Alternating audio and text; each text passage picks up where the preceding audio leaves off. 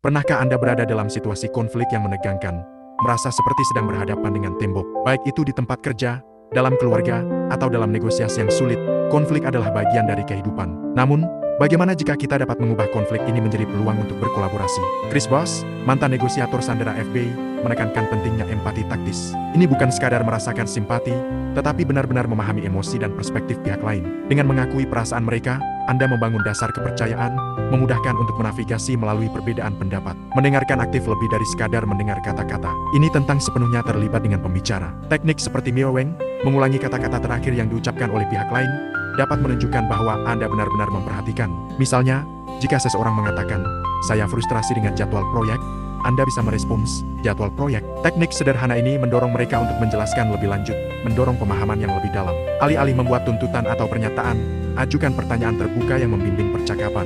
Pertanyaan seperti, bagaimana kita bisa mengatasi masalah ini bersama? Atau apa solusi yang Anda lihat? Memberdayakan pihak lain untuk berpartisipasi dalam pemecahan masalah, mengubah situasi konfrontatif menjadi kolaboratif.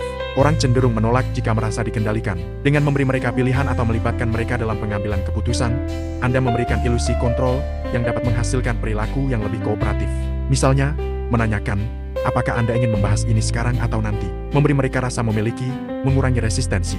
Mari kita telusuri lebih dalam bagaimana Pak Nugraha, seorang manajer, menggunakan teknik-teknik berikut.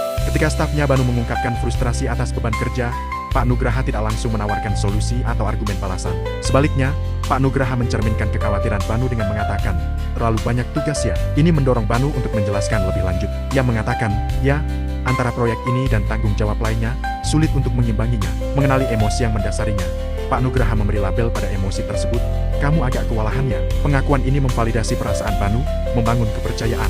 Untuk mengarahkan percakapan menuju kolaborasi, Pak Nugraha menggunakan pertanyaan terkalibrasi kepada Banu, "Bagaimana kita bisa menyesuaikan beban kerja agar lebih dapat kamu kelola? Dan langkah apa yang kamu sarankan untuk memastikan keberhasilan proyek kita ini?" Pertanyaan-pertanyaan ini mengalihkan tanggung jawab pemecahan masalah kepada Banu, menjadikannya peserta aktif dalam menemukan solusi.